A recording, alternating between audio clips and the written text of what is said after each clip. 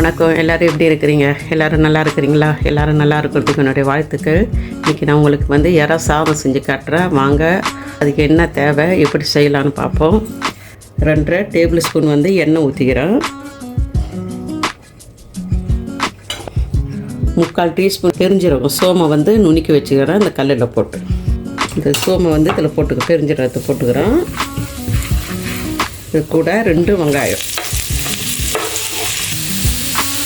உப்பு போட்டுக்கிறேன். இதுக்கு தேவையான அளவில் வெங்காயம் வதங்கிறதுக்கு உப்பு போட்டுக்கிறேன். இந்த வெங்காயம் நல்லா வதங்கட்டும். இப்போ பாருங்கள், 1/4 கிலோ இறா எடுத்துருக்குறேன். அதை இப்படி சின்னதாக 3ஆக வெட்டிக்கிறேன். உங்களுக்கு வேணுன்னா நீங்கள் அப்படியே போட்டுக்கோங்க. 1/4 கிலோ இறாவை வெட்டி வச்சுருக்கிறேன். 1 டேபிள் ஸ்பூனு வெட்டின இஞ்சி போடுறேன். 1/2 டேபிள் ஸ்பூனு பூண்டு போடுறேன். 2 டேபிள் ஸ்பூனு பச்சை மிளகானாக்கா நம்ம ஊர் பச்சை மிளகாயில் அந்த பெருசாக இருக்குங்கள, அது கருவேப்பிலை போட மறந்துட்டோம். கருவேப்பிலை தேவையான அளவு கருவேப்பிலை போட்டுக்கிறோம். அது முன்னாடியே போட்டிருக்கணும், மறந்துட்டோம்.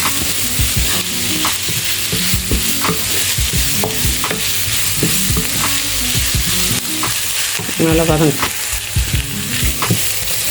வெங்காயம் நல்லா வதங்கி இருக்குது. இந்த அளவு போதும், ரொம்ப வதங்கணும். ஏன்னா இறாவும் வதங்கணும். அதில் இது ஏற்கனவே அவிச்ச இறா, இது கடையில் அவிச்சி விற்கிறாங்களோ அந்த இறா போட்டுக்கிறேன். உங்களுக்கு இந்த மாதிரி போட பிடிக்கலனாக்கா நீங்கள் இறா பொரிக்கும்ல, மிளகாத்தூள் மஞ்சத்தூள் போட்டு அந்த மாதிரி கூட பொரித்து இதில் போட்டுக்கலாம். அதுவும் நல்லாயிருக்கும். நல்லா வதங்கிட்டது,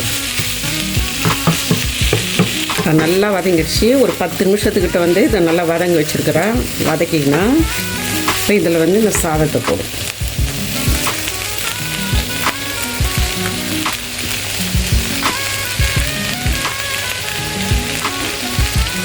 உங்களுக்கு வெங்காயம் வேணுன்னா அதிகமாக போட்டுக்குங்க. நான் அது மேலே இன்னொரு வெங்காயம் போடுவேன், வதக்கின வெங்காயம்.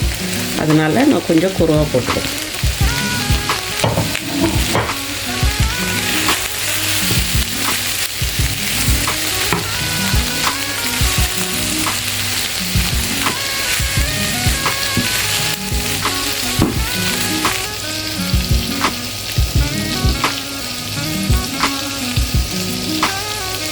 நான் 2 கப்பு அரிசி போட்டு வடித்து வச்சுருக்கிறோம்.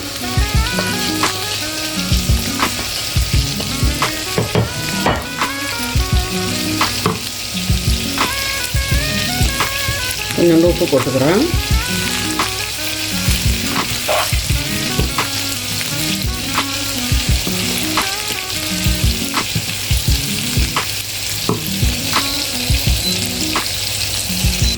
அரை டீஸ்பூன் காஞ்ச மிளகாய் அந்த ரப்பை பண்ணது போடுறேன்.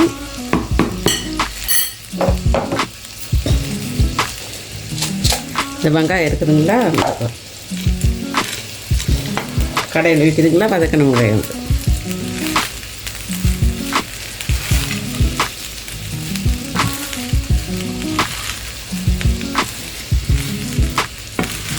ஆயிடுச்சு. இதில் நான் கொத்தமல்லி கீரை போட்டுருச்சுனாக்கா ரெடி ஆகிடுச்சு.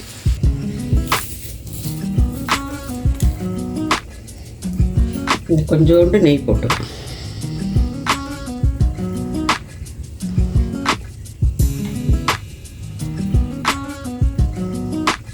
இது உங்களுக்கு இஷ்டம் இருந்தால் போட்டுக்கோங்க, இல்லைன்னா விட்டுருங்க.